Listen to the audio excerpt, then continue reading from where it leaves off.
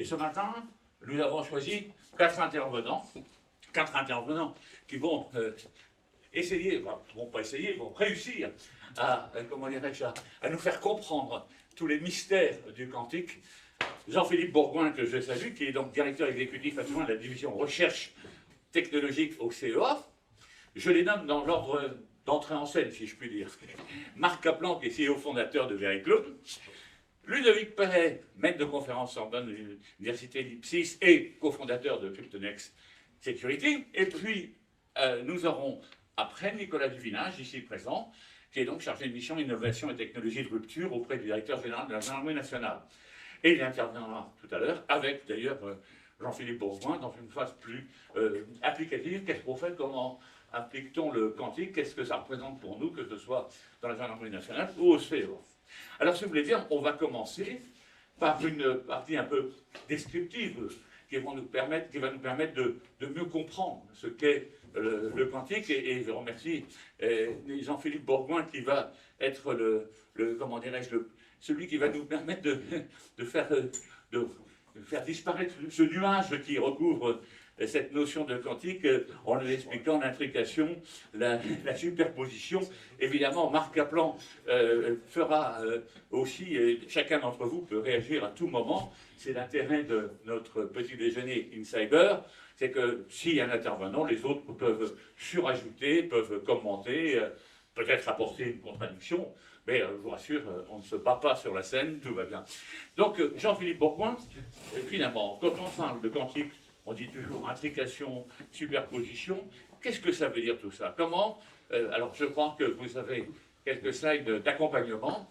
Donc, merci déjà de définir un peu le champ et de définir les termes. Merci, bonjour à tous. Alors, vaste sujet, grand défi. Je reste assis.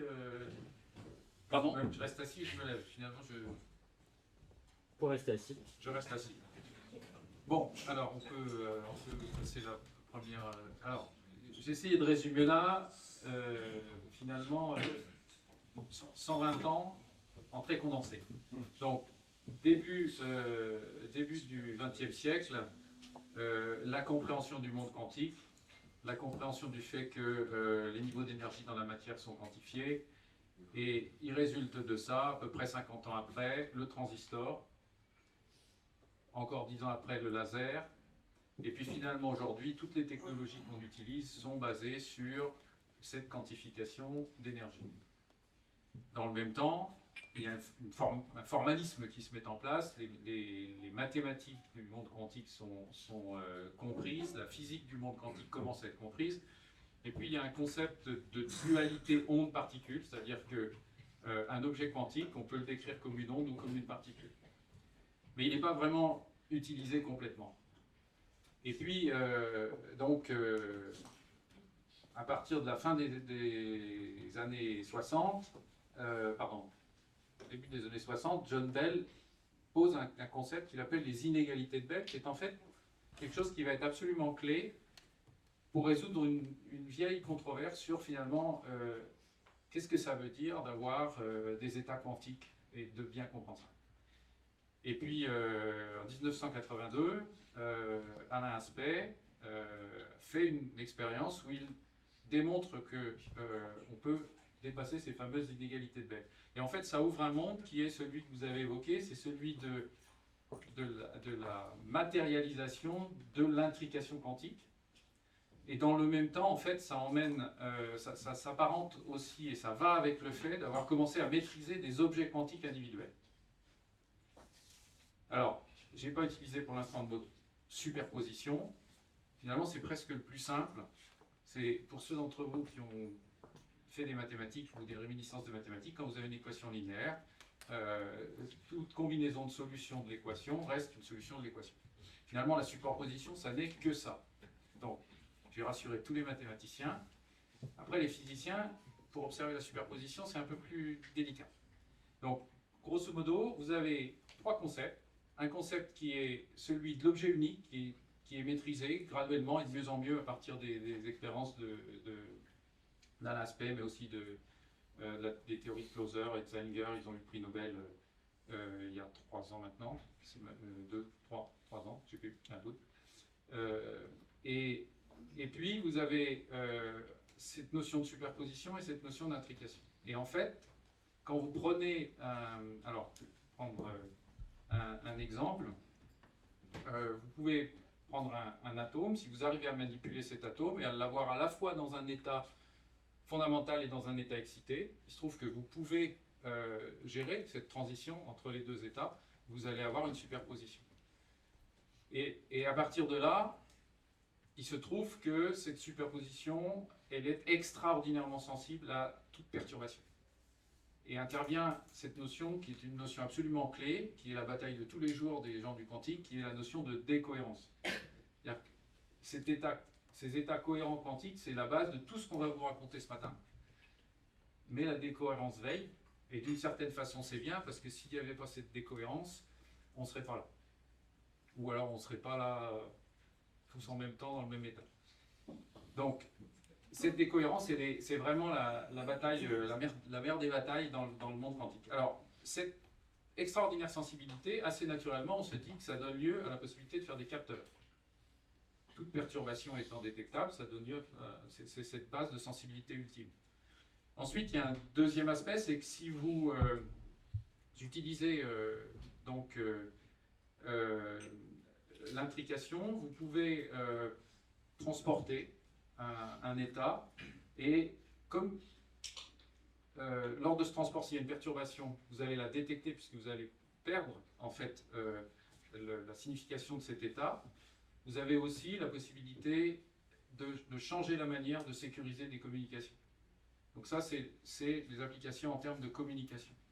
Et puis il y a un troisième aspect qui est, si vous utilisez des objets quantiques uniques, si vous utilisez en même temps les aspects de superposition et d'intrication, je vais vous en dire un peu plus là-dessus tout de suite, vous avez la possibilité de faire des calculs qui sont significativement accélérés par rapport aux méthodologies de calcul classiques.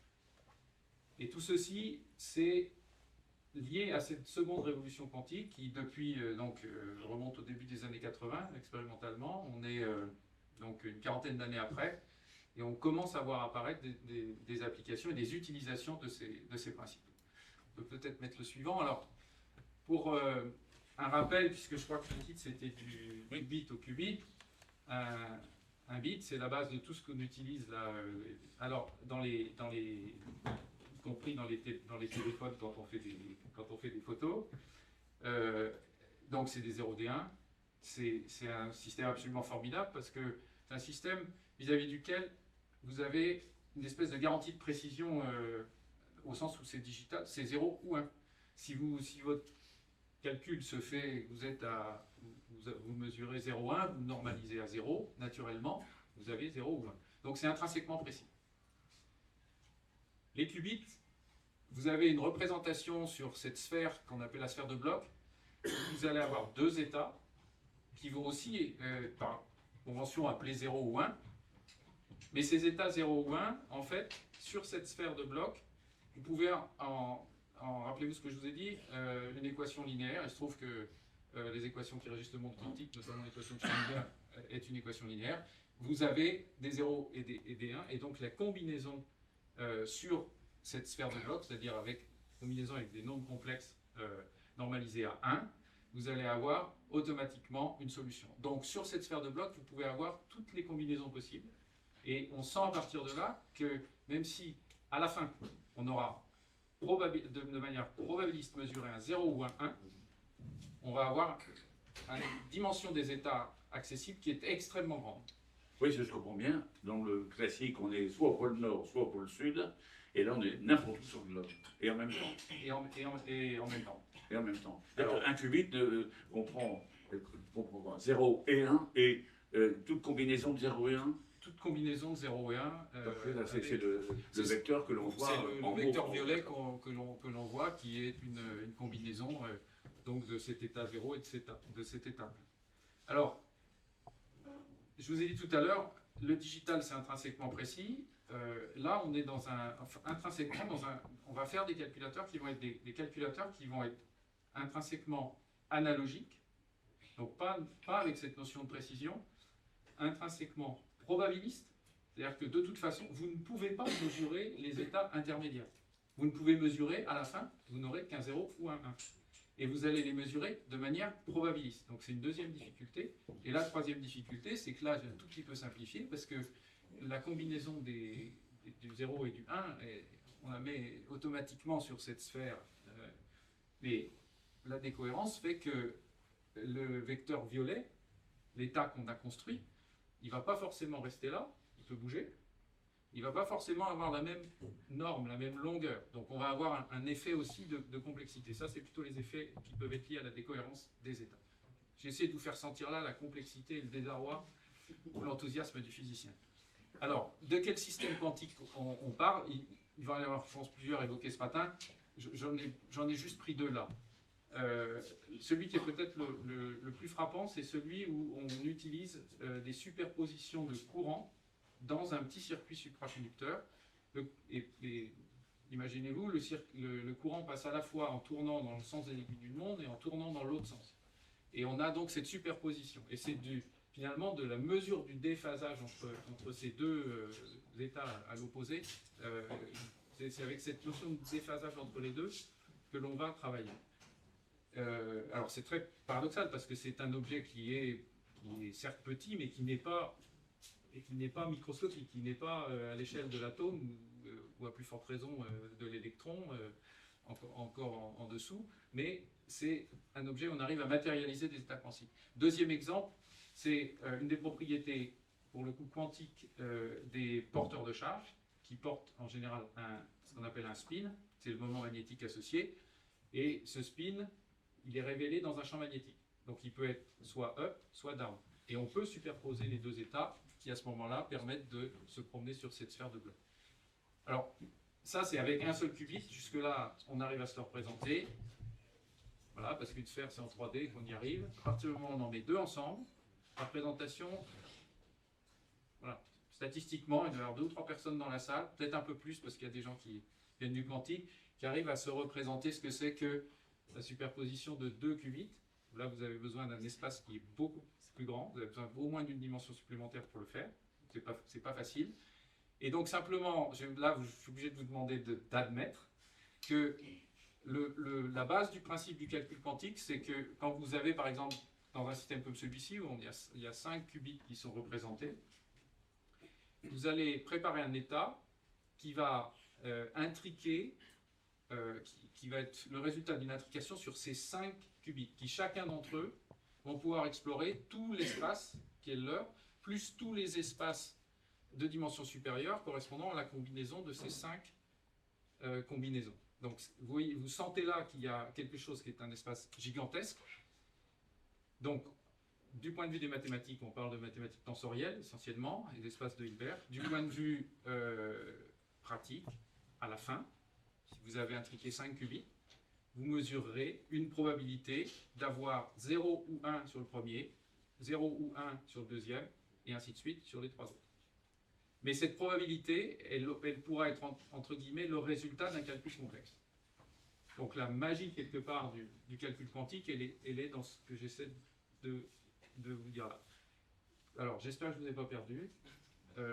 En pratique, c'est tout cet espace gigantesque que l'on peut explorer à la fois, modulo d'intriquer autant de qubits que l'on en a, et tout le secret du calcul quantique, c'est de travailler en intriquant des sous-ensembles, puis ensuite en transportant le résultat intermédiaire de ce calcul sans le matérialiser, puisque sinon vous perdez toute la complexité, sur une autre intrication, et ainsi de suite.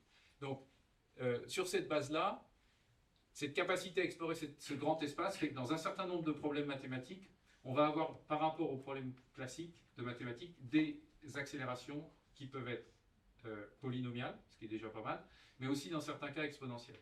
Donc là, je vous en ai listé quelques-unes. Donc la recherche dans un ensemble, c'était les premiers algorithmes qui étaient trouvés par... c'était Deutsch et Josa qui avaient posé ce genre de choses, mais là, je pense que mon voisin est plus spécialiste que moi des applications, donc je vais simplement les mentionner rapidement.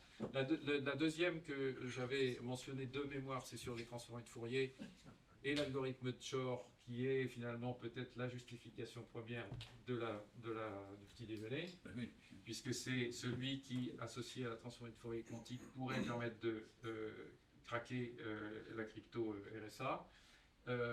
Et là, l'accélération est exponentielle. Ensuite, il y a les problématiques d'optimisation. Alors ça, c'est très naturel avec le quantique. Je vais juste dire pourquoi après. C'est très naturel et c'est en même temps, à terme peut-être, à court terme peut-être les premières applications qu'on aura vraiment sur des systèmes quantiques d'une certaine taille et à terme, on risque peut-être de buter sur le fait que c'est assez difficile de mettre des données dans un calculateur quantique. Et puis après, vous avez des approches de type simulation quantique où, je reviens un peu au départ, on a compris que la matière a été régie par des lois de physique quantique. Il se trouve que ces lois de physique quantique obéissent à des explications, à des équations complexes, et particulièrement quand on est dans ce qu'on appelle des problèmes à n corps. Ce qu'on sait simuler classiquement de manière certaine, c'est un atome d'hydrogène auquel on a enlevé un électron. Donc c'est pas beaucoup. Après, on sait à faire des approximations, mais toutes les autres approximations, c'est pour prendre en compte l'existence de plusieurs corps. Et là, en l'occurrence, on comprend intuitivement que si on fabrique un système quantique qui reproduit une équation que l'on connaît, on va pouvoir en mesurer le résultat et on aura finalement ce qui, bon, pour les plus anciens dans la salle, était ce qu'on faisait il y a 40 ans. On rentrait, quand on ne savait pas faire les calculs, on rentrait des mesures avec des abacs et puis on faisait, le calculateur il faisait des interpolations. Donc ça, on sent, et tout respect dû à la fois pour l'époque et pour ce qu'on fait aujourd'hui dans le domaine, c'est pas pour ça que c'est négligeable en termes de résultats, ni que c'est facile. Donc là, on peut avoir des accélérations exponentielles. Donc voilà les grandes classes d'algorithmes, très rapidement dit, qui peuvent être singulièrement améliorés par les calculateurs quantiques. Et c'est tout ça, alors on peut mettre... oui, alors, j'ai introduit, sans le détailler, le fait qu'il y a deux grandes classes, deux grandes typologies de calculateurs. Celles dont je viens de parler, ce sont plutôt des simulateurs. Donc ça, une start-up française qui s'appelle Pascal, qui est très avancée, probablement la plus avancée au monde dans le domaine. Il fabrique des systèmes d'atomes froids dans des matrices. Il prépare, ce que vous avez ici, il prépare les atomes froids dans un certain arrangement. Et ensuite, ils regardent ou ils induisent une évolution dans cet arrangement. Et cette évolution correspond à l'équation physique qu'ils veulent résoudre. Ils prennent le résultat. Et ensuite, ils peuvent utiliser le résultat. Tout le secret, toute l'alchimie, j'utilise à dessein le terme, c'est de construire le bon algorithme et de savoir comment le matérialiser sur des matrices d'atomes en interaction. Ça, ce sont des simulateurs. Et à court terme, c'est probablement ce qui peut ouvrir des voies auxquelles on ne peut pas accéder autrement que par ces méthodes-là. Et puis sur ce que vous avez sur la gauche, je pense que ça va être plus ce dont il va être question. C'est sur votre droite, pardon, excusez-moi. Non, sur votre gauche. C'est votre gauche, ma droite. Et vous avez les calculateurs dits apports qui mettent en place les fameux algorithmes dont on a parlé. Voilà. Alors après, quand on voit les perspectives, on se doute, on peut mettre le transparent suivant, qu'il y a beaucoup d'enthousiasme, beaucoup d'activité, aussi un peu d'angoisse sur ce que peut donner le quantique. Et là, j'ai pris un transparent qui date maintenant un petit peu, mais qui était une photographie de mémoire ça doit être 2021, non, je vois 2023, donc ça doit dater un peu. Voilà, j'ai fait des mises à jour, pardon, je ne me rappelle plus. Les États, les trois grands blocs, on va dire, investissent lourdement dans ce domaine-là, compte tenu des perspectives. Compte tenu de la volonté de faire émerger une forme de nouvelle économie autour de ces applications, en particulier et très largement sur des aspects de calcul. Et dans ce domaine-là, finalement, l'Europe n'est pas en reste. L'Europe investit et a vu courir, entre guillemets, en ayant créé, lancé officiellement en 2018, mais il était en gestation depuis 2-3 ans auparavant ce qu'ils ont appelé un flagship. La France, j'en dirai un mot juste après, et l'Allemagne et la Grande-Bretagne ont fait des investissements massifs qui se comptent en milliards. Les États-Unis, au niveau fédéral, ont agi un peu tardivement au niveau fédéral, mais ils étaient très actifs. Je pense qu'on le voit sur le transparent suivant, au niveau des entreprises. Donc là, vous avez une photographie des entreprises. Alors, il en manque certainement, puisque c'est un paysage qui augmente régulièrement, qui est caractérisé par des levées de fonds dans les startups qui sont assez inédites de manière générale. En gros, un facteur 5 peut-être en moyenne par rapport aux levées de fonds habituelles.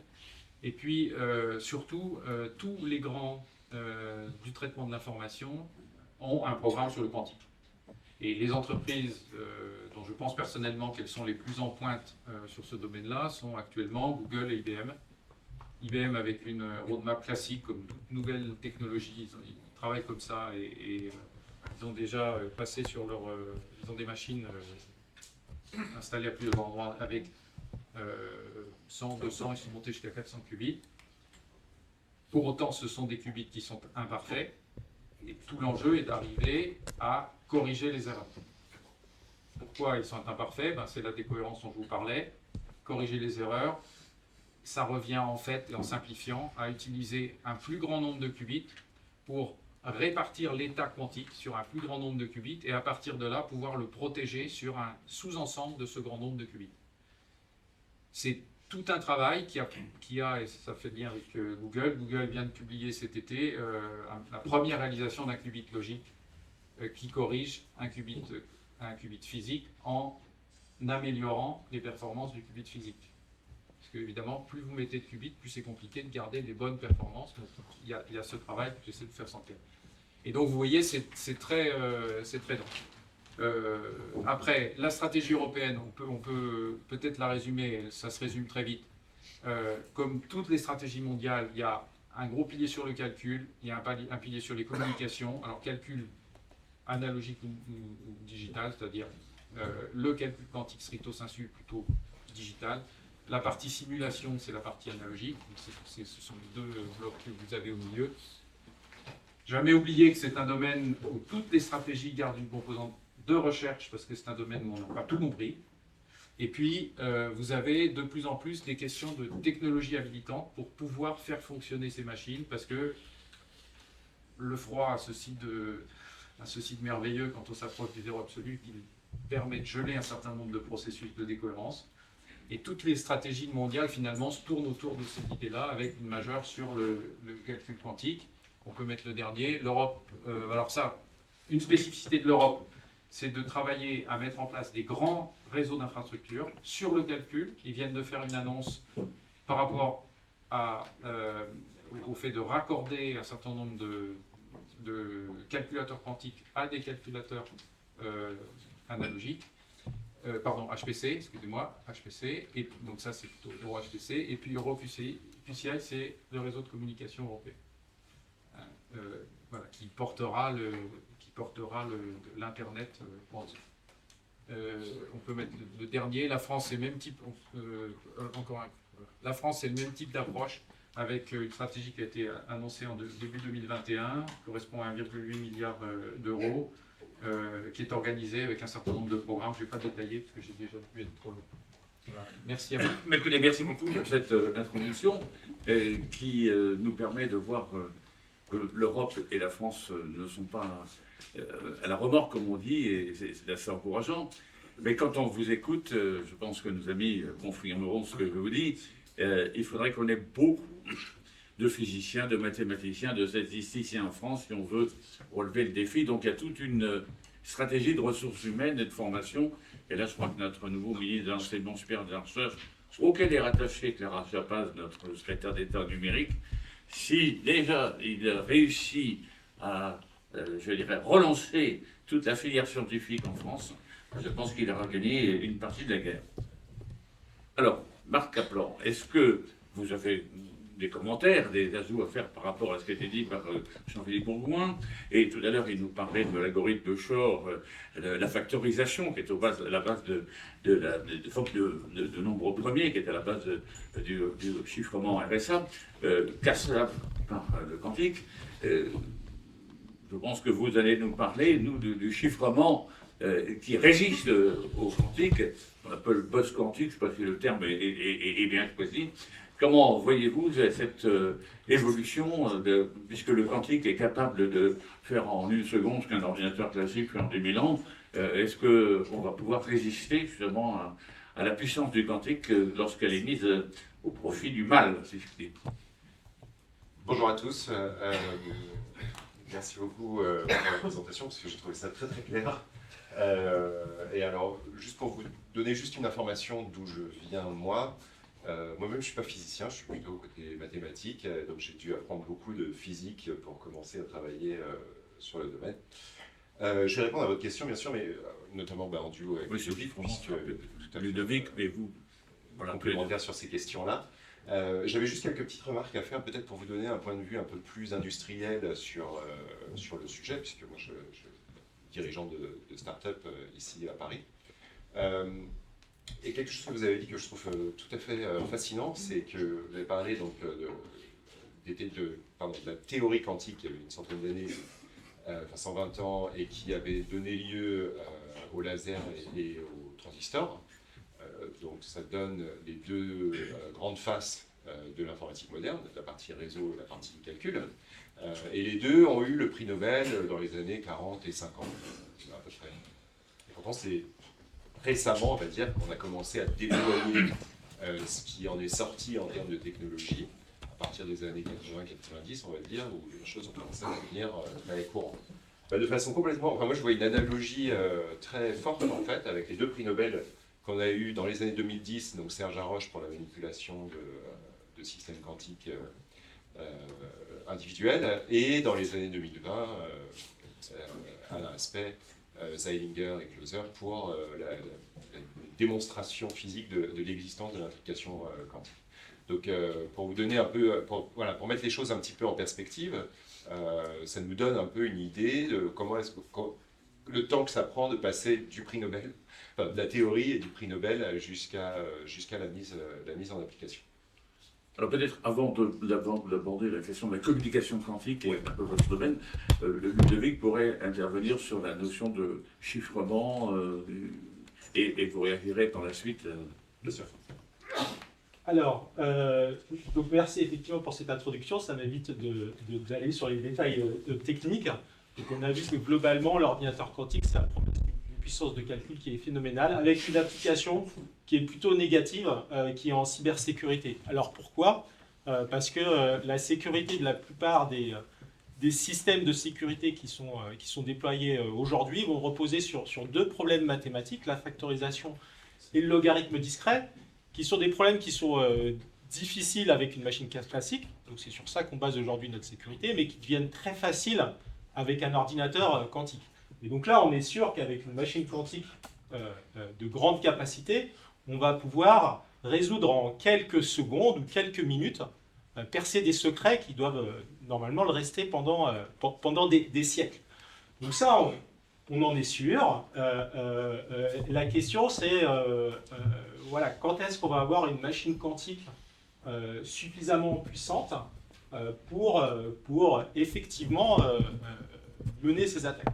Alors ça, c'est une question qui peut faire le débat pendant toute l'heure, mais moi je me contenterai de dire que ces dernières années, on a vu des progrès phénoménaux dans la construction de machines quantiques en termes de qubits et en termes de capacité de calcul globalement.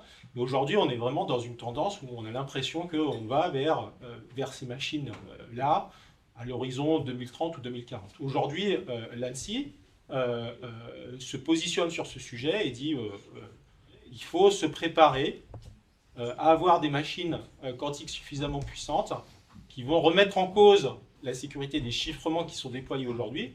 Et donc, il faut trouver des solutions. Alors, quelles sont les solutions ? Donc, on a deux familles de solutions. Une première, en fait, qui utilise la physique quantique pour protéger les communications, ça s'appelle la cryptographie quantique, comme ça Marc en parlera. Une autre solution, c'est ce qu'on appelle la cryptographie post-quantique, donc c'est le domaine où je suis plus spécialisé. Et l'idée ici, c'est de remplacer les problèmes mathématiques qu'on utilise aujourd'hui par de nouveaux problèmes mathématiques. Voilà, mais qui vont être résistants à l'ordinateur quantique. Donc l'avantage de cette approche, de cette technologie, c'est qu'en fait, en termes de fonctionnalité, on va garder exactement les mêmes fonctionnalités qu'on a aujourd'hui. Donc ce type d'approche, a priori, ça va plutôt bien s'intégrer dans les systèmes de sécurité actuels.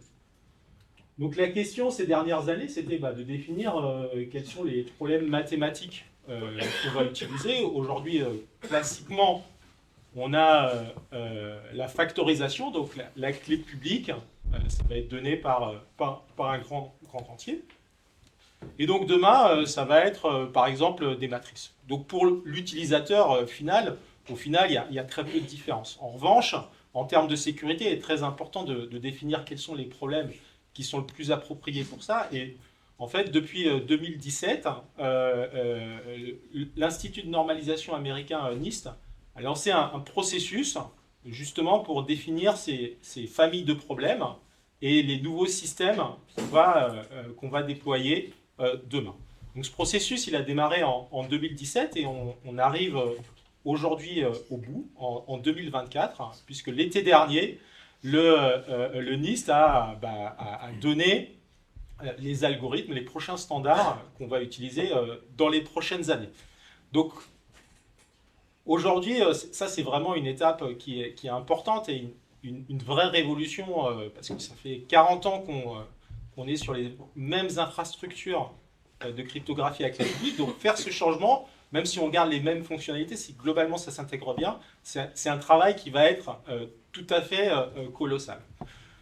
Donc il y a plein de questions qui se posent au niveau de cette transition, et un peu pour revenir à ce qui a été dit sur la stratégie et la position de l'Europe. Donc l'Europe aujourd'hui est bien positionnée sur ces sujets-là de quantique et de post-quantique. Et en fait, la question auquel on doit réfléchir ensemble, c'est comment on transforme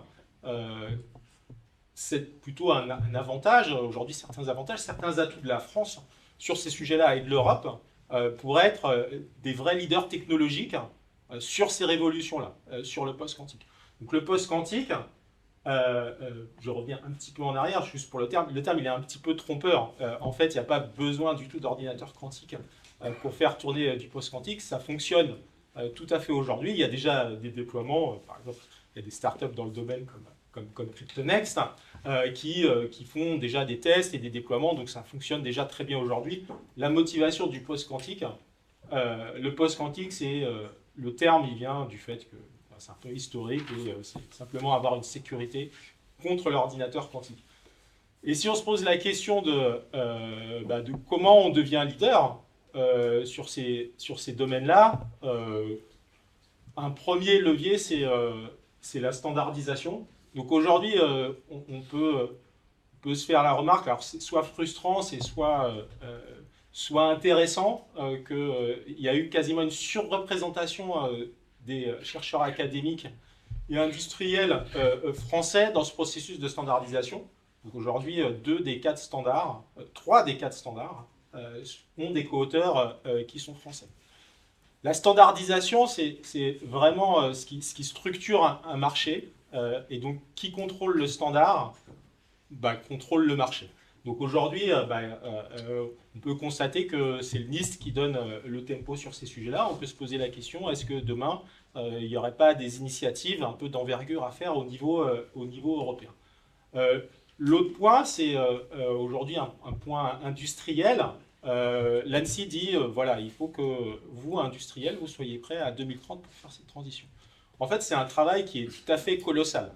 Et la question, c'est pourquoi je démarrerais aujourd'hui cette transition, si c'est en 2030 que je dois me positionner. Donc une première réponse, c'est que en fait, d'une certaine manière, la menace, elle est déjà présente dès maintenant. On peut enregistrer les données. Ça peut se faire à grande échelle, ou même à l'échelle d'un État, ou avec des moyens d'un gros industriel. Donc, stocker des données, ça ne coûte pas très cher. Et attendre quelques années que d'avoir un ordinateur quantique suffisamment puissant pour déchiffrer les données. Donc, pour certaines données, peut-être du quotidien, ça ne pose pas de problème. Mais par exemple, pour des données qui ont une longue durée de vie, par exemple des secrets d'État, ça peut poser des problèmes ou des secrets industriels. Donc ça, c'est une première menace qui est stockée maintenant et déchiffrée plus tard. L'autre raison, c'est que, en fait, aller dans cette transition, il y a la cryptographie qui est menacée, cette cryptographie avec les publics, elle va être intimement intégrée dans votre réseau. Donc on va parler de milliards d'instanciations de ces primitives, c'est quasiment partout.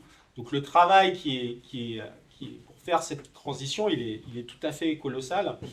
Et on sait sur des exemples précédents de transition d'algorithmes cryptographiques qu'on parle d'un travail d'entre 5 et 10 ans. Ça dépend de la taille de votre infrastructure.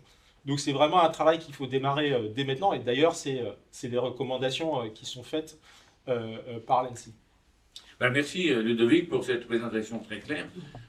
J'ai noté que la norme commande le reste, et donc que les Français sont co-auteurs de la norme est assez rassurant et nous montre bien que nous ne sommes pas, comment dirais-je, décalés par rapport aux enjeux.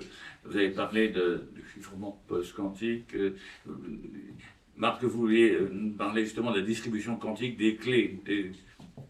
Oui, tout à fait. Je vais vous donner un point de vue complémentaire de celui de Ludovic. On a vu que, on a dit et redit que l'ordinateur quantique avait cette menace, qui représentait cette menace, même si à tout point de vue, quand on regarde, c'est l'application qui semble la plus lointaine, pour les raisons que Ludovic vient de donner, c'est une menace qui est actuelle, même si l'application est loin. La menace est actuelle. En revanche, il se trouve que les technologies quantiques portent en elles également, alors c'est à la fois la menace, mais aussi une solution au problème.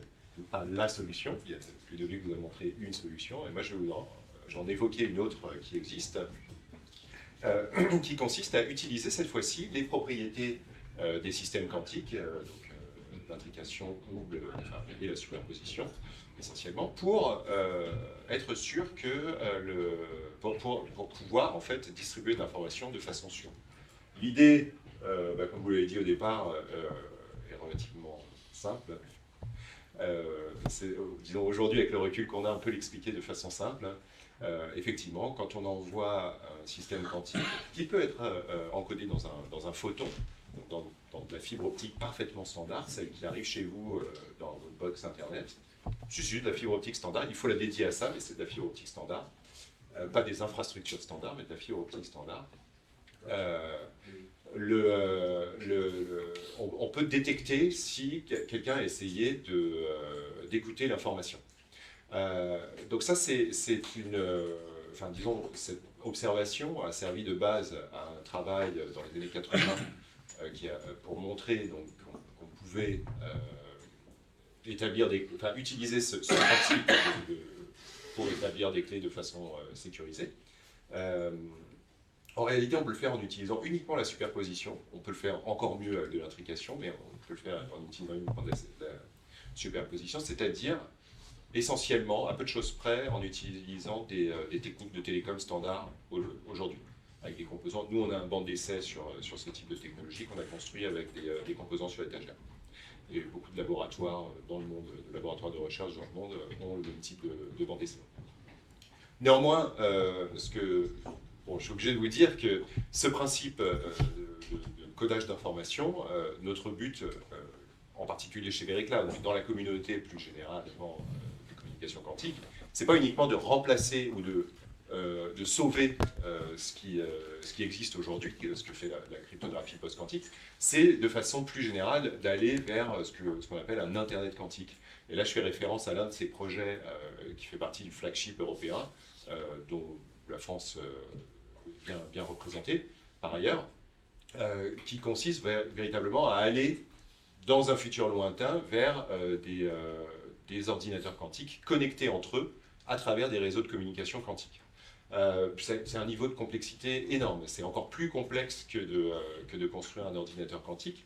Néanmoins, ce qu'on sait, c'est que les étapes qui nous mènent à cet horizon lointain, au fur et à mesure, on va débloquer, et là c'est pour le coup vraiment ma spécialité, on va débloquer plusieurs applications au fur et à mesure des étapes qui vont nous permettre de développer cet Internet quantique. Et je vous parlerai que de la plus lointaine, c'est-à-dire une fois qu'on a les ordinateurs quantiques et qu'on est connecté via un réseau de communication quantique à l'ordinateur quantique, avec un matériel qui est très semblable à celui qui existe aujourd'hui, des composants sur l'étagère de télécom standard, on va être capable d'utiliser un ordinateur quantique dans le cloud et avec un chiffrement qui est ce qu'on appelle depuis tout à l'heure la cryptographie quantique, donc qui sert à chiffrer les communications. On va pouvoir adapter ça pour chiffrer non pas les communications, mais le calcul. C'est-à-dire que je vais être capable d'envoyer un calcul à mon ordinateur quantique dans le cloud de façon complètement chiffrée. Ça, c'est une problématique énorme aujourd'hui déjà pour les ordinateurs standards. Quand vous utilisez un ordinateur quantique, un ordinateur classique dans le cloud, vous pouvez, aujourd'hui, il existe des solutions qui permettent de chiffrer les calculs. Elles ont un certain nombre de défauts, elles ne sont pas toujours très pratiques, elles ne sont pas toujours très sécurisées, mais ça existe, ça a le mérite d'exister. Évidemment, pour un ordinateur quantique, c'est encore plus critique. Est-ce que moi, disons si j'ai une entreprise qui développe des algorithmes quantiques ici en France, est-ce que j'ai envie d'envoyer une copie en clair de mon algorithme à Amazon pour qu'il l'exécute sur un ordinateur quantique? Évidemment, la réponse est non. Donc, avoir ces options de chiffrement qui sont vraiment... je veux dire, il y a vraiment un chemin qu'on a dessiné à travers tous ces projets, en partant de ce qui est possible aujourd'hui, savoir déployer des réseaux de chiffrement pour les communications, en utilisant la superposition, l'intrication, vers cet horizon lointain où on se connecte aux ordinateurs quantiques pour exécuter des calculs sécurisés. En fait, un Internet quantique, donc c'est pas comme ça qu'il faut le voir. L'interconnexion de tous les ordinateurs, les calculateurs quantiques. Oui, si, bien sûr, bien sûr. Alors, la communication quantique, les Chinois nous ont fait des expériences terrestres et avec les satellites. Comment voyez-vous cette communication quantique actuellement et dans les années à venir par rapport à la sécurité justement des communications? Absolument. Alors, effectivement, moi je serais un petit peu moins optimiste que Ludovic. C'est vrai que sur la standardisation, sur la cryptographie quantique, on a beaucoup de chercheurs français. Bon, c'est à voir avec l'école française de cryptographie qui est mondialement reconnue. Sur la standardisation, je pense qu'on est clairement en retard par rapport aux États-Unis. Et de la même façon, de façon un petit peu différente, mais sur la partie cryptographie quantique, donc comment est-ce que je peux utiliser les technologies quantiques pour chiffrer les communications? Là, le pays le plus en avance dans le monde, c'est la Chine. Alors, bon, ce n'est pas moi qui vais définir pour vous vos besoins en termes de sécurité, et c'est vrai qu'il y a beaucoup de considérations géopolitiques dans l'avance que peuvent prendre certaines régions sur ces questions-là. Et même à l'intérieur de l'Europe, il y a des sensibilités très différentes. Si on regarde la France, typiquement, ne recommande pas des systèmes de chiffrement quantique, recommandez uniquement des systèmes post-quantiques, alors qu'on a des situations un petit peu plus équilibrées, on va dire.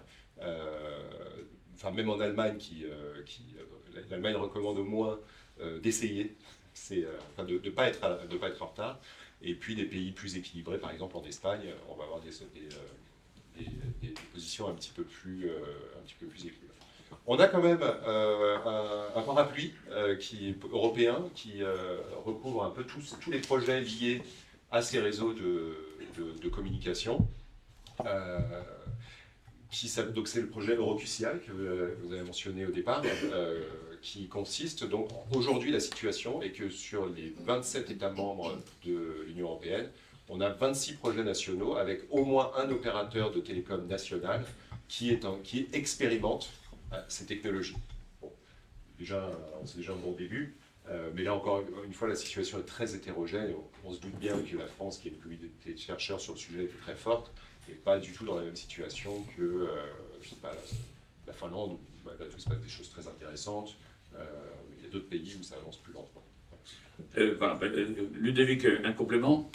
Oui, sur l'aspect géopolitique, effectivement, on a la Chine qui est très active sur les sujets communication quantique. Mais ce qu'on a vu aussi ces derniers mois, c'est une alliance avec la Russie pour développer ces réseaux de communication quantique. Et on a vu une sorte de diplomatie du quantique se mettre en place à un sommet des BRICS récemment où voilà, la Russie et la Chine proposaient aux autres pays d'utiliser leur réseau quantique. Et donc l'autre remarque que je voulais faire, c'est que voilà, Y compris satellitaire, si je peux. satellitaire. Voilà. Donc, et globalement, peut-être, voilà, ça peut paraître un peu théorique, tout ce qu'on a dit depuis le début, mais on est vraiment là au cœur d'une révolution. Donc on est en train de redéfinir la communication et le calcul dans les prochaines années. Donc c'est tout à fait passionnant.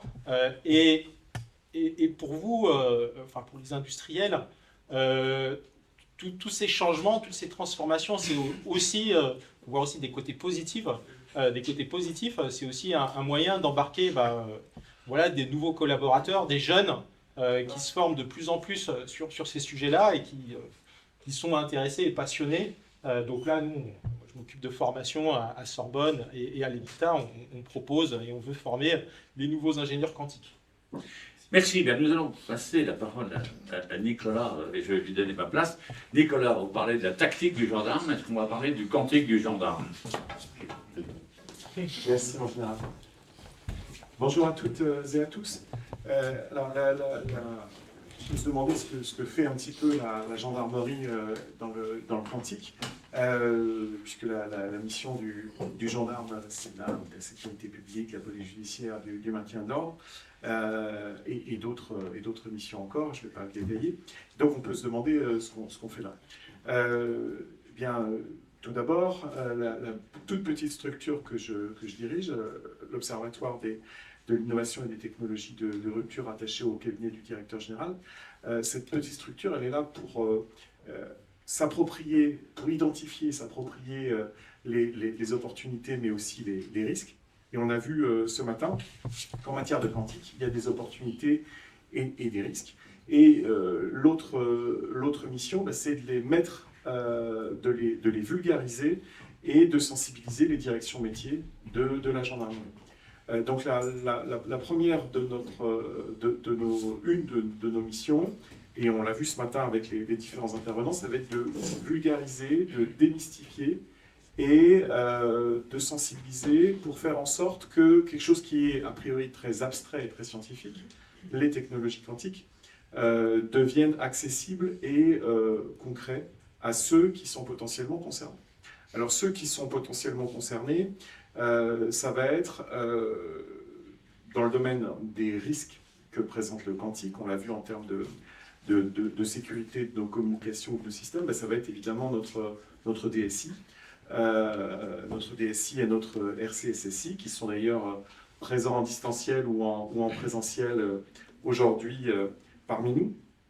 Et donc là, pour le coup, la gendarmerie n'est pas forcément spécifique par rapport aux grandes organisations, aux grandes entreprises. Nos systèmes de chiffrement, de signature, de hachage, etc., aujourd'hui reposent sur des algos classiques qui, on l'a vu à l'instant, sont susceptibles à courte, moyenne ou plus longue échéance d'être vulnérables à des attaques de type quantique.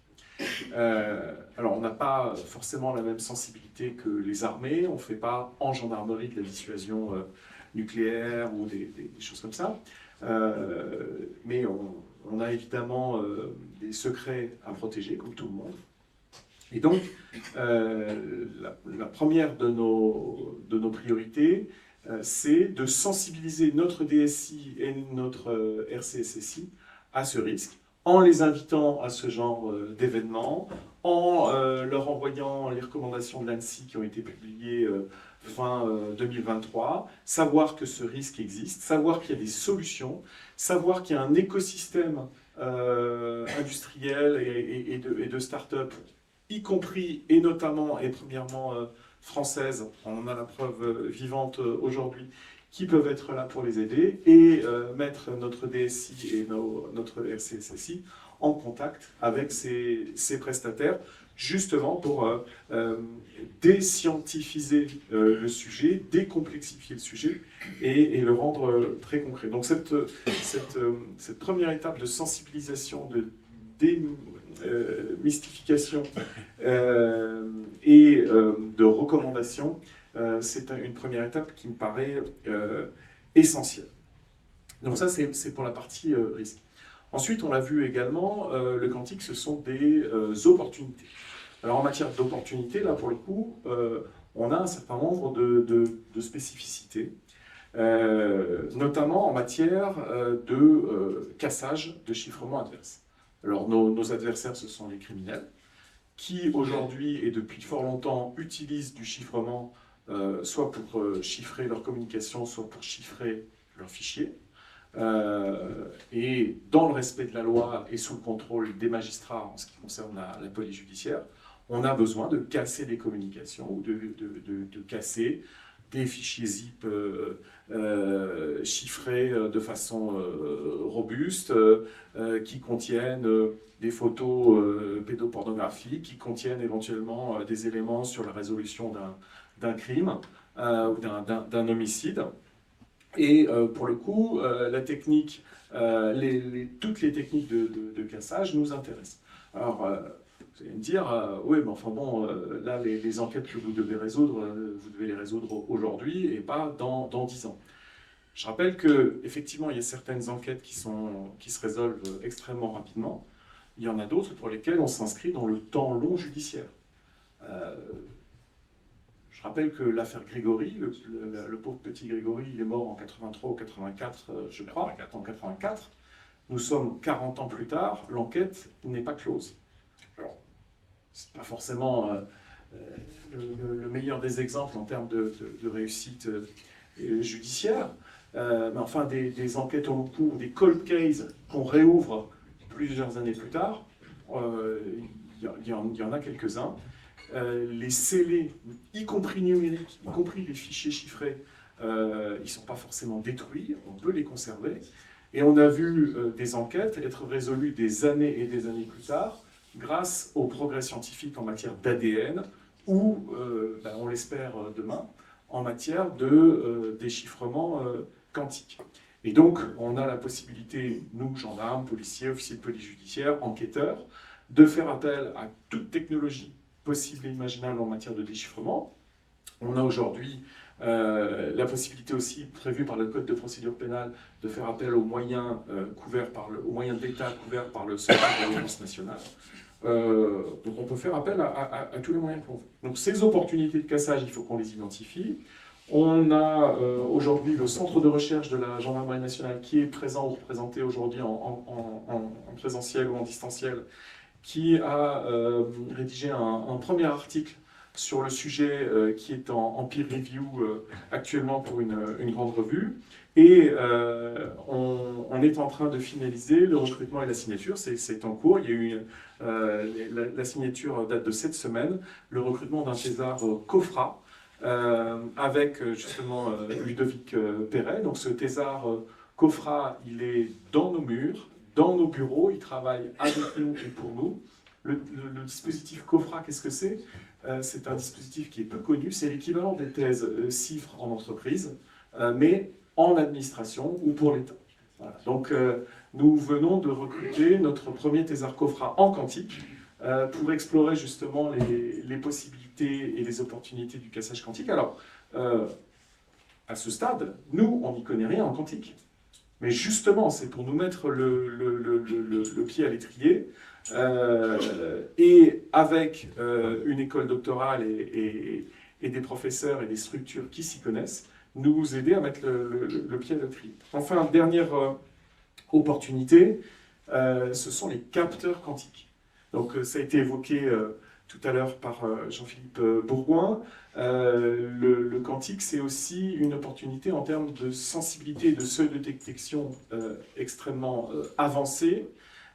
Donc les capteurs quantiques, pour la détection d'un certain nombre de choses, ça peut être extrêmement intéressant. Alors là non plus, on ne prétend pas être spécialiste, mais c'est identifier cette opportunité, identifier l'écosystème, et là aussi il y a des pépites françaises en matière de capteurs quantiques, sur la détection d'objets ou de substances enfouies ou dissimulées ou en très faible quantité. Alors aujourd'hui, là, à la minute où on se parle, je ne suis pas en mesure de vous dire si le capteur quantique seront pertinents ou pas pour la gendarmerie. C'est peut-être une bombe atomique pour tuer une mouche. Pour nous, on n'en sait rien, mais on s'intéresse au sujet pour détecter, par exemple, des stupéfiants, ou des particules infimes de stupéfiants, des particules, pourquoi pas, d'hémoglobine ou de sang sur une scène de crime qui aurait été maquillée, pour détecter des explosifs, pour détecter peut-être des objets plus gros. Mais aujourd'hui, les capteurs quantiques, c'est un vrai sujet stratégique, notamment pour les armées, puisque vous savez qu'on a des gros objets dans les armées qu'on veut rendre le plus discret possible. Si ils deviennent détectables grâce à des capteurs quantiques, c'est un vrai sujet stratégique, mais ça peut être aussi un sujet pour la gendarmerie. Voilà. En conclusion, ce que je voulais vous dire, c'est que même une vieille dame comme la gendarmerie, qui a plusieurs centaines d'années d'histoire, s'intéresse au quantique. Ça veut dire que c'est possible, ça veut dire que c'est pas si abstrait que ça, et profitons de l'écosystème français qui est extrêmement dynamique. Merci Nicolas. Je note effectivement, quand vous avez parlé des capteurs, que ce que craint celui qui utilise l'ordinateur quantique, le calculateur quantique, c'est la décohérence. En revanche, ce que l'on souhaite dans le capteur, c'est la décohérence. En fait, à un moment donné, on voit que quelqu'un, vous avez parlé tout à l'heure sur la communication quantique ou la distribution quantique des clés, bien finalement, quelqu'un intervient et donc c'est une alerte. Je laisse maintenant la parole pour terminer à Jean-Philippe Bourgoin qui va nous parler du quantique vu par le CEA. Et après, si vous le voulez bien, nous passerons aux questions. Et donc, alors, sur le précédent, voilà, on va s'arrêter là. Donc, vous dire quelques mots sur quelques éléments clés de ce que l'on développe au CEA.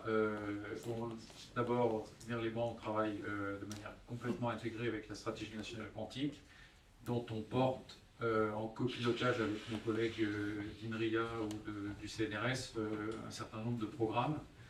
Je le disais, c'est un domaine dans lequel, c'est même un des rares domaines dans lequel la recherche est intrinsèquement présente, puisque les phénomènes qu'il faut maîtriser sont complexes.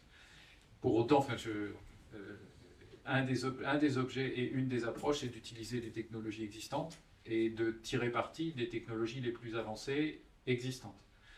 Et ce que j'ai représenté ici, c'est l'ensemble des champs que l'on développe dans le cadre de la recherche finalement des calculateurs quantiques et de leur développement.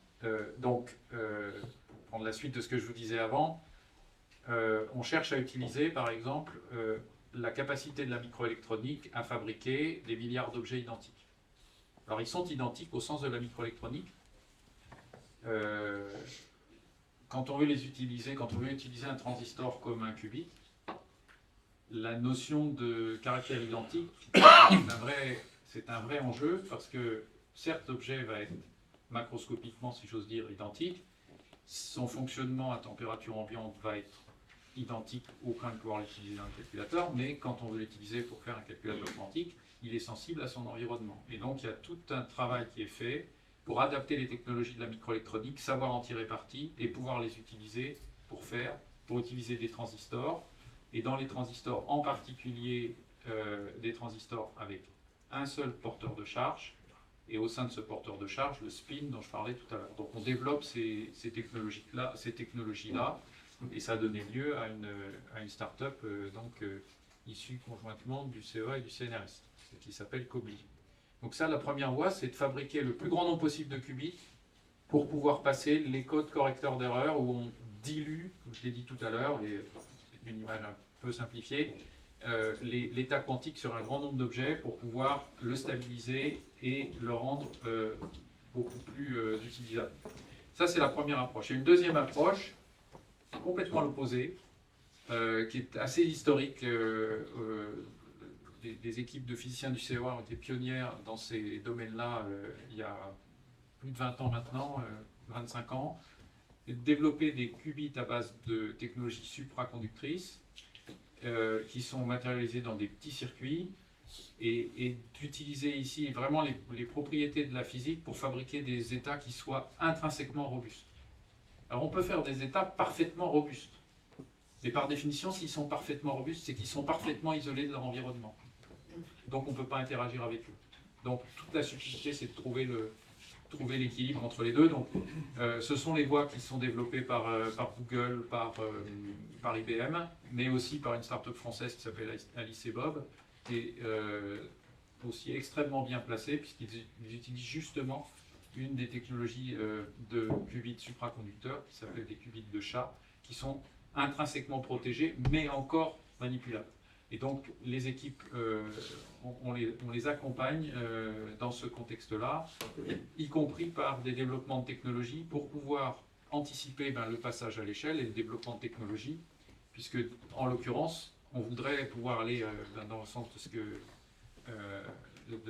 dit Marc, à savoir, à terme, utiliser des composants sur étagère ou des technologies sur étagère pour pouvoir aller vite et industrialiser. Donc ça, c'est sur le volet des qubits, et on développe, et je ne vais pas le dire à toute la chaîne possible, que ce soit à la fois la chaîne technologique, c'est-à-dire la cryogénie, l'accès aux matières isotopiquement pures qui réduisent, qui permettent de réduire la décohérence, l'accès aux technologies de mesure, donc la cryoélectronique par exemple, quand on travaille à froid, et puis les chaînes de mesure rapides, puisque comme on fait des mesures probabilistes, il faut quand même en faire rapidement un certain nombre, sinon on fait des manies de physique qui sont merveilleuses, mais qui ne vont pas donner une application. Donc il faut pouvoir mesurer vite, avec précision, donc ça c'est toute une chaîne de mesure. Et puis, à la fin, cet accélérateur quantique ou ce simulateur quantique, il faut le raccorder à une machine qui en général est un supercalculateur. Et ça, le CEA avec GENSI et INRIA porte la plateforme nationale de calcul hybride quantique, c'est le programme HQI. Et nous avons reçu à Bruyères-le-Châtel, sur le très grand centre de calcul, un premier simulateur Pascal, donc, qui est en train d'être couplé à un supercalculateur et qui sera utilisé pour tester les simulations quantiques couplées aux machines classiques, donc en quelque sorte accélérer la résolution de problèmes et déployer un peu cette stratégie que j'ai résumée en disant on fait des ABAC, comment le faire efficacement. C'est tout le travail de cette plateforme, donc ça sera fonctionnel et accessible début 2025. Et puis on vient comme on travaille dans le cadre européen, EuroHPC vient d'annoncer que Candela avait été sélectionné, donc l'autre start-up française qui travaille sur des calculateurs photoniques, pour être aussi installé au sein du très grand centre de calcul. Donc à l'autre bout de la chaîne, c'est ça. Et puis on travaille aussi sur tout le software qui peut être développé à la fois pour piloter ces systèmes, l'accélérateur quantique et le système hybride. Et puis il se trouve que comme dans nos métiers, dans nos missions, on développe aussi un certain nombre de recherches sur la cybersécurité, en portant notamment à Grenoble un des CESTI, un des centres de qualification.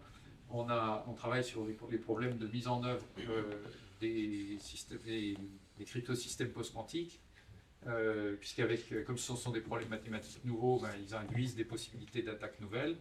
Et donc, il s'agit de pouvoir les porter sur un matériel adapté de manière résistante pour que on ait de ce point de vue-là la robustesse attendue. Et je finirai juste en disant qu'évidemment, comme on s'intéresse aux problématiques de mise en œuvre du calcul quantique, on fait le couplage entre les deux, puisqu'on surveille en quelque sorte l'évolution de la menace, en même temps qu'on essaie de contribuer à développer des solutions. Voilà un panorama rapide. Écoutez, merci beaucoup pour cette présentation à tous les quatre. On va rester bien sûr en place et je vais passer la parole à Chantal pour les questions. J'imagine qu'il y a parmi vous beaucoup de questions que vous pouvez poser. Voilà. Merci Marc. François Charles, IRCE, Conseil d'armement. J'ai noté que la France et l'Europe n'étaient pas en marche, et tant mieux, mais que dans beaucoup de cas, il y avait la France, l'Allemagne et les autres. Et j'ai noté, et tant mieux finalement, si on arrive à travailler sur des solutions communes et différentes et unies dans la diversité. J'ai noté qu'on travaille dans les postes quantiques, on se protégeait. Mais aussi la gendarmerie, en fait, la démarche elle est plus sur l'attaque sur les solutions des autres. Donc la France qui protège les autres qui sont plutôt dans une autre dynamique. Est-ce que ceux qui cherchent à protéger et ceux qui cherchent à attaquer, finalement, travaillent ensemble pour aller dans le même sens? Merci. Alors, pour la gendarmerie, il faut vraiment distinguer, j'allais dire, deux métiers. Il y a notre DSI, donc, qui a des problématiques de protection de nos systèmes qui sont très classiques et qui ne sont pas du tout propres à la gendarmerie. Concernant l'attaque, là c'est essentiellement en police judiciaire et en renseignement, mais ça va être de l'attaque sur des systèmes qui aujourd'hui sont classiques. On ne prétend pas s'intéresser aux attaques sur le quantique. Faisons les choses par étapes pour la gendarmerie en tout cas. Nos problématiques actuelles, c'est d'essayer de casser du chiffrement classique utilisé par les criminels. Et donc, notre ambition, c'est de pouvoir exploiter le plus rapidement possible, ou dans le moins, dans un futur pas trop lointain, les possibilités d'attaque quantique sur du chiffrement classique. Voilà. Et donc, pour ça, on a besoin de l'aide des sachants que nous ne sommes pas. Et donc, aussi bien pour nous protéger que nos systèmes actuels et les faire évoluer vers des systèmes qui seront à terme résilients, que pour attaquer avec des moyens nouveaux du chiffrement classique, on a besoin des sachants qui sont présents aujourd'hui. J'espère avoir été un peu plus clair. Je vois que Ludovic veut intervenir. Alors, juste sur, au niveau européen, la France, l'Allemagne, en fait, c'est plus globalement ça. Hein. Ça dépend des technologies auxquelles on parle, mais il y a également d'autres pays qui sont dans la course et qui développent des technologies tout à fait avancées. Par exemple, la Finlande est très, très forte aussi sur le quantique. Donc, il y a quand même une densité en Europe, globalement, qui va au-delà de la France et de l'Allemagne. Et donc, sur l'aspect attaque, moi, ce que je voulais également dire, c'est qu'on voit que les criminels développent des moyens de plus en plus puissants, de plus en plus élaborés pour opérer. Donc, par exemple, on voit des startups du crime qui se développent, comme EncroChat.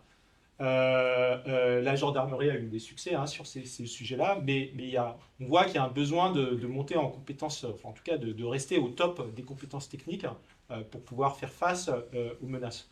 Ensuite, il y a ce qui est utilisé dans le public et dans les standards. Et là, sur ça, il n'y a pas de... donc, on peut penser à des backdoors, mais il n'y a pas du tout de backdoor dans les standards qui sont déployés par le NIST. S'ils sont bien utilisés, on a tout à fait confiance et ils sont tout à fait résistants. En revanche, mal utilisés, peut-être on peut exploiter des choses.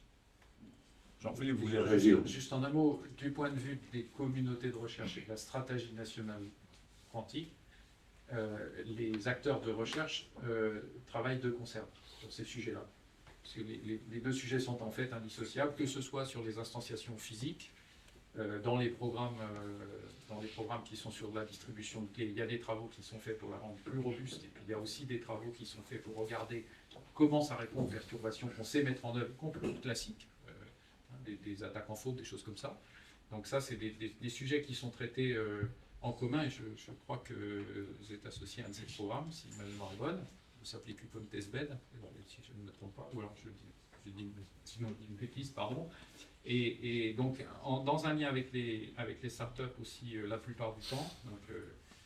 Donc vraiment, le sujet est pris comme un peu sous l'angle de ce que vous dites, du point de vue des problématiques de recherche associées.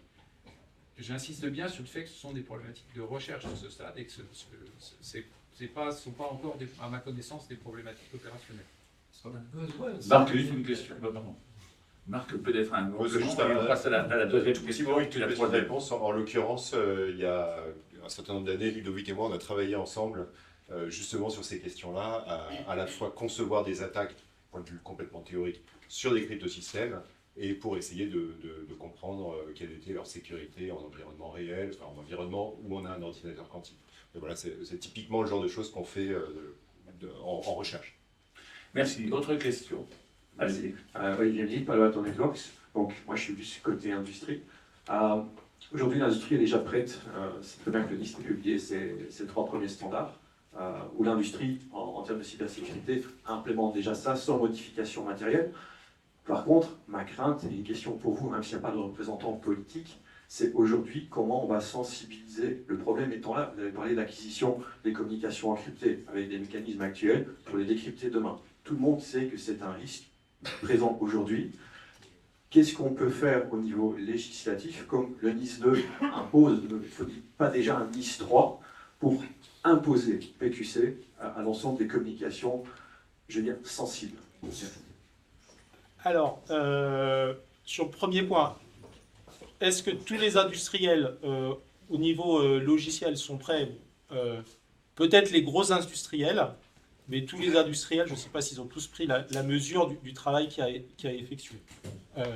Donc il y a une partie de l'industrie qui est prête, il y a une autre partie voilà, qui est un peu plus attentiste, et aussi parce qu'en fait le travail est tellement colossal que je ne sais pas s'il y a voilà, toutes les solutions disponibles pour faire le déploiement tout de suite à l'instant T. Ensuite, effectivement, on a cette date de 2030 hein, qui est fixée par l'ANSSI. On peut se poser la question, est-ce que pour les communications les plus critiques, est-ce qu'on va être prêt en 2030 ? Alors, on espère que oui. Alors, sur quel levier on peut agir ? Alors, on pense tout de suite à la régulation, parce qu'on a une puissance de régulation en Europe. Aujourd'hui, il faut être en tout cas, moi, je pense qu'il faut être un peu prudent avec les aspects régulation, obligation, parce qu'on voit qu'on a eu quand même pas mal de régulations, en particulier dans l'intelligence artificielle et en cyber, qui sont arrivées. Donc, moi, je ne suis pas complètement favorable à une nouvelle régulation. En revanche, dans les cadres des choses qui existent, adapter un peu la régulation pour pouvoir forcer dans les infrastructures critiques. Après, les infrastructures critiques, c'est les agences de sécurité qui gèrent ça. Donc, elles ont bien conscience de cette problématique-là. Ensuite, on peut aller un peu au-delà pour des industries un peu plus critiques. Moi, j'ai l'impression, en tout cas dans les secteurs que je connais, que le problème, il est pris à bras-le-corps. Et je ne sais pas si une régulation, c'est vraiment aujourd'hui la réponse à ça. En revanche, une impulsion politique forte sur ces sujets-là, une incitation, une aide au déploiement, ça me paraîtrait plus efficace.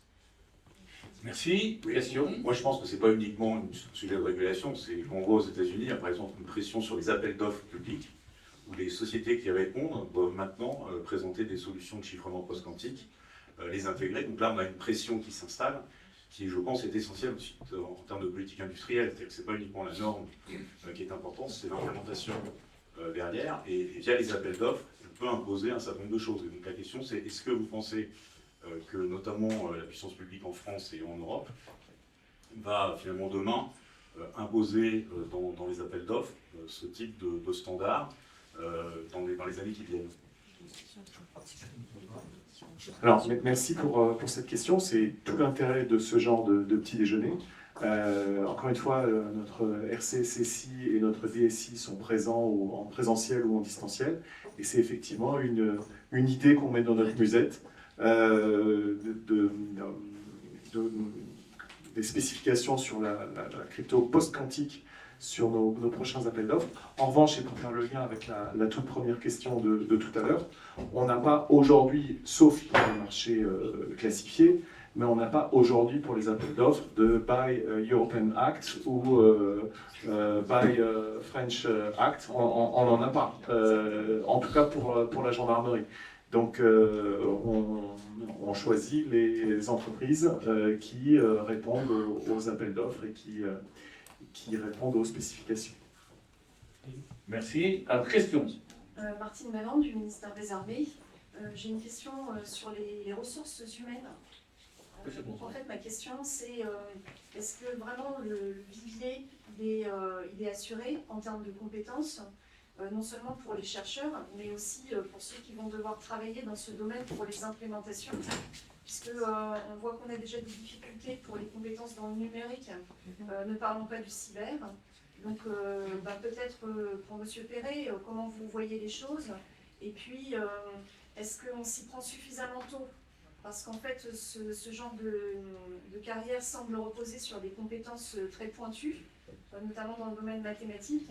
Et je n'ai pas l'impression que le système scolaire français aujourd'hui soit sur un trend positif en termes de génération de compétences de haut niveau mathématiques. Et peut-être vous allez me détromper, je suis curieuse de votre réponse. Merci. Alors, effectivement, de toute façon, globalement, dans le cyber, il y a une bataille sur la formation. Donc, en post-quantique ou quantique, on a les mêmes problèmes, et encore de manière plus aiguë qu'en cyber en général. En revanche, en termes de compétences, en tout cas, moi, au niveau où je suis, au niveau du master, je ne vois pas de déficit de compétences sur ces sujets-là. Je vois plutôt des sujets qui vont attirer les étudiants. Donc aujourd'hui, on est capable, à l'université ou dans les écoles d'ingénieurs, de très rapidement s'adapter, d'adapter les cursus et de former des cohortes d'étudiants. Et effectivement, aujourd'hui, la tendance, et par exemple, c'est ce que je fais en collaboration avec l'EPITA, c'est de dire que peut-être on va former des ingénieurs du quantique, mais pas des gens qui vont faire des thèses dans le quantique. Donc former vraiment au niveau master, peut-être avec sur des aspects moins poussés, mais plus global, mais qui vont être tout à fait opérationnels pour les industries. Donc voilà, en tout cas, à mon niveau et ce que je vois, on travaille sur ces sujets-là. Est-ce qu'on va être capable de fournir... Aujourd'hui, on est capable de fournir des cohortes suffisantes, et si besoin, on peut augmenter les cohortes. Si Jean-Philippe, juste ajouter, sur le fond, je rejoins Ludovic sur la dynamique, y compris un certain nombre de campus et métiers d'avenir qui intègrent et financent finalement des formations sur le quantique ou sur le quantique ou cyber. C'est un effort qui est significatif par rapport à ce qui a été fait avant. Malheureusement, je crois que c'est dans le rapport Draghi, me semble-t-il, il y a une comparaison entre le nombre de personnes formées sur les STEM au sens science, technologie, engineering, mathématiques, si ma mémoire est bonne, selon les régions du monde. C'est extrêmement éclairant. La France n'est pas bien placée, l'Europe pas infiniment mieux, alors que les pays de l'Est sont très actifs dans la formation de ces métiers-là, comparativement à la Chine, au sud-est asiatique ou même aux États-Unis. Donc on a un vrai problème de fond là-dessus. De manière générale, il y a une désaffection c'est le sous-jacent de votre question. Et même les efforts qui sont faits actuellement, qui sont significatifs, de mon point de vue, ne sont pas suffisants. Donc on a un vrai sujet devant nous de capacité à former dans la durée et avec des cursus qui permettent d'évoluer d'un domaine à l'autre. Peut-être paradoxalement, la marche à l'entrée en mathématiques par rapport aux problématiques de quantique, elle est finalement peut-être pas si impressionnante qu'elle peut en avoir l'air. C'est un peu plus difficile, à mon avis, en termes de marche à l'entrée en physique que sur les aspects mathématiques et informatiques. C'est un formaliste finalement qui se laisse appréhender quand vous avez quelques bases néanmoins solides de mathématiques. Mais la marche à l'entrée doit faire moins peur du point de vue de cette force de travail que vraiment strictement sur les physiciens. Là, pour le coup, je pense que la marche à l'entrée est vraiment difficile. Dernier point, je rejoins complètement, ce sont des sujets qui attirent les meilleurs étudiants, et ce qui fait que la France reste bien placée, il y a une école française du quantique, comme il y a une école de crypto, qui sont particulièrement nommées dans le monde, et les meilleurs étudiants continuent à aller sur ces sujets-là. L'observatoire qu'on en a, c'est dans les programmes de la stratégie nationale, on avait prévu de mettre un certain nombre de postdocs, on n'arrive pas à les trouver. Par contre, on a pu remplacer par des thèses, et pour l'instant, on arrive à trouver des thésards et des thésards de bon niveau. mais on est sur des viviers qui sont globalement trop petits, même s'il y a ces efforts. Maxence. Oui, bonjour, c'est passionnant et je suis pas sûre d'avoir exactement tout compris parce que mon niveau de mathématiques n'est pas celui requis. Je m'occupe du numérique pour le MEDEF. Donc nous, on a toute cette problématique d'accompagner en fait les entreprises dans la préparation. Donc c'est un sujet que nous, on aimerait aborder en 2025, le quantique, mais beaucoup de personnes me disent que c'est trop tôt, que c'est pas le moment, et je pense que c'est le contraire, et qu'il faut commencer à préparer les entreprises aux enjeux que le quantique nous annonce. Alors en fait, ma question, c'est plutôt de dire qu'est-ce que je peux avancer comme argument pour justifier le fait qu'il faut s'en occuper maintenant. Moi, j'en vois quelques-uns, mais je vous les soumets. Premièrement, il y a une filière à organiser, puisque vous avez parlé des technologies habilitantes, donc il y a toute une structure peut-être qui est déjà peut-être organisée par la stratégie, mais comment est-ce qu'on fait pour que les entreprises qui rentrent dans le loop finalement des technologies habilitantes soient bien, je vais dire, mis en exergue et peut-être, je vais dire, dans un comité de filière ou quelque chose qui soit conçu pour ça, bien embarqué dans tous les travaux et tous les investissements qu'il va falloir faire. Deuxièmement, effectivement, les autres entreprises, comment est-ce qu'on les, je vais dire, on attire leur attention, comment est-ce qu'on les met en action par rapport aux défis du quantique? Est-ce qu'il y a quelque chose de plus spécifique qu'il faut leur dire et comment est-ce qu'on peut leur dire aussi que c'est une voie d'innovation intéressante? Et enfin, peut-être que, et je ne sais pas si c'est une bonne question, mais est-ce que l'IA est un bon truchement pour attirer leur attention? Quand on voit que l'IA, ChatGPT demande 5 gigawatts de plus au gouvernement américain, est-ce que c'est à l'aspect d'expliquer lors d'un anniversaire de la stratégie quantique une technologie qui est finalement moins gourmande en énergie? Est-ce que c'est aussi une capacité de calcul qui va pouvoir être, je veux dire, mis en œuvre pour répondre aux problématiques que le gigantisme des modèles aujourd'hui nous semble arriver à une certaine fin? Donc voilà, comment est-ce qu'on ouvre l'appétit du secteur économique sur le sujet du quantique?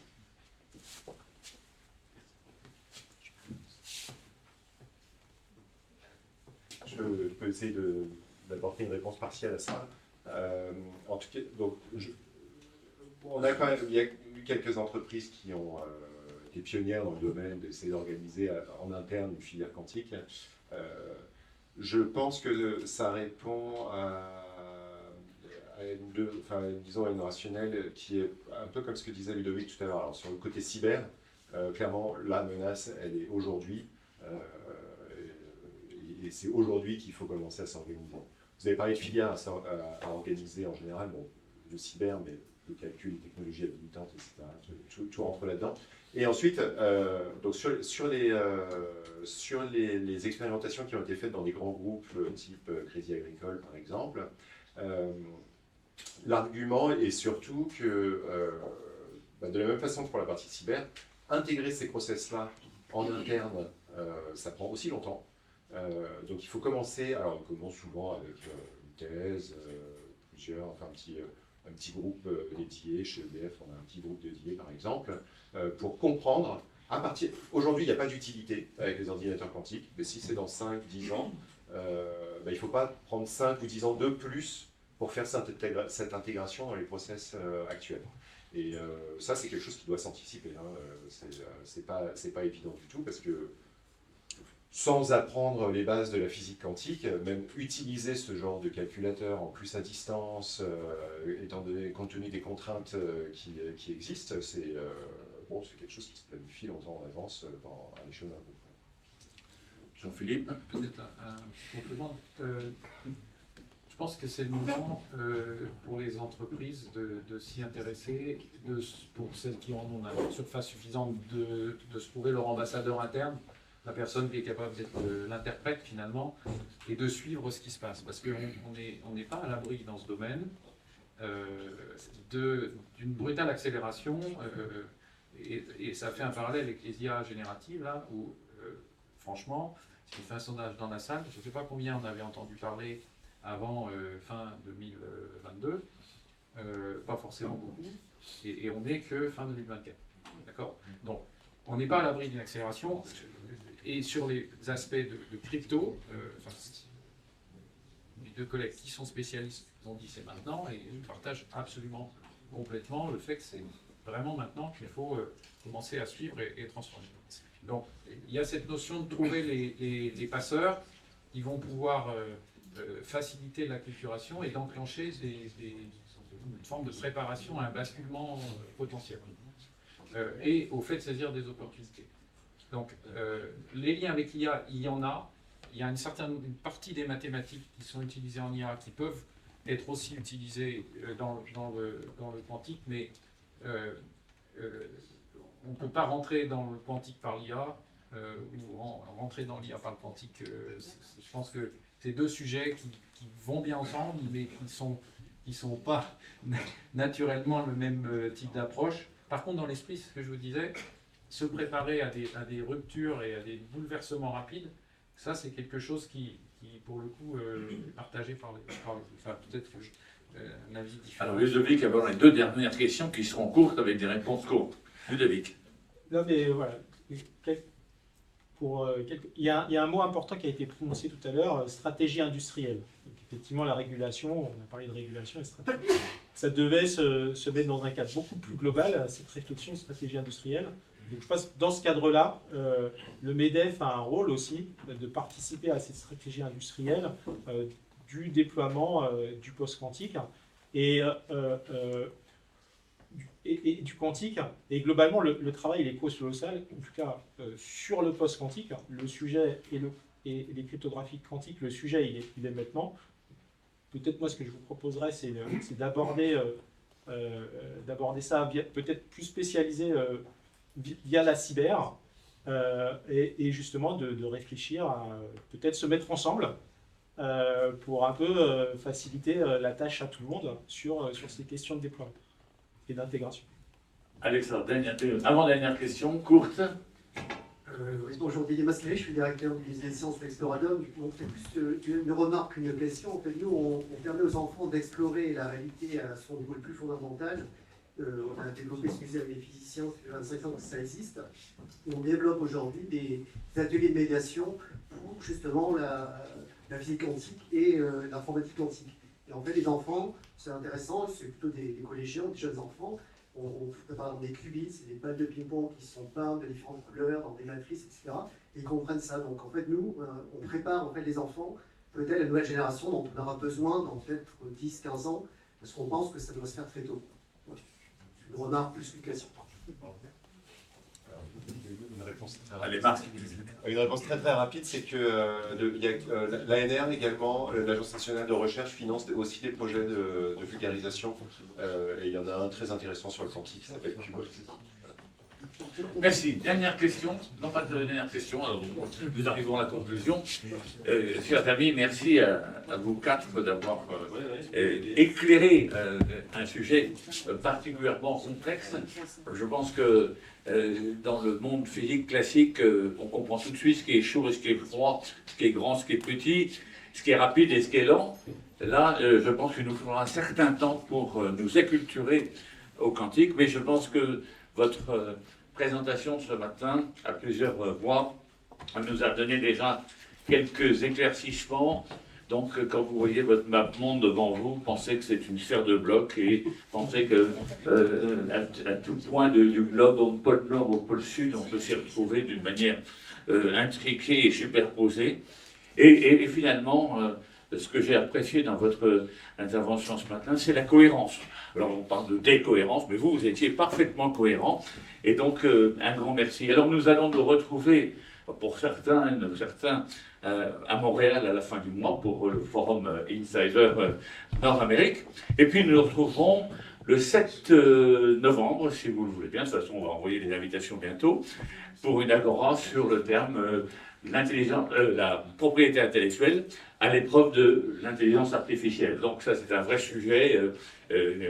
Les modèles de fondation, finalement, qui les a nourris et est-ce qu'on va mettre un terme à la création et est-ce qu'on peut considérer qu'une IA, une création fabriquée par l'IA peut avoir des droits en matière de propriété intellectuelle. Voilà, donc de ce petit jeu ce matin sera dressé, comme on dit, procès-verbal, en quelque temps. Et si vous êtes intéressé par tous nos agora, nos petits déjeuners, vous allez sur le site agoraforuminsider.com Et là, vous trouvez nos publications. C'est-à-dire que de ce qu'on a dit ce matin, on va le remettre en, non pas en forme, parce que ça a l'air de dire que ce n'était pas en forme, mais sous une forme écrite, avec peut-être des incorporations qui ajouteront au contenu. Et donc tout ça, ça apparaîtra sur notre site agora.romincyber.com. Voilà, mes chers amis, merci d'être venus nombreux ce matin en présentiel, nombreux ce matin en distanciel. C'est la preuve que le sujet vous intéressait. Et nous vous disons à bientôt pour d'autres aventures. Et je demande aux auditeurs et auditrices de la SNC, Souveraineté numérique, cybersécurité, l'IHEDN, de se retrouver sur la table parce qu'ils ne se connaissent pas tous depuis les années qui les ont séparés. Et ce sera l'occasion pour vous de faire comment dirais-je, une petite relation intermajeure, inter-SNC. Voilà. Merci, à très bientôt et bonne journée.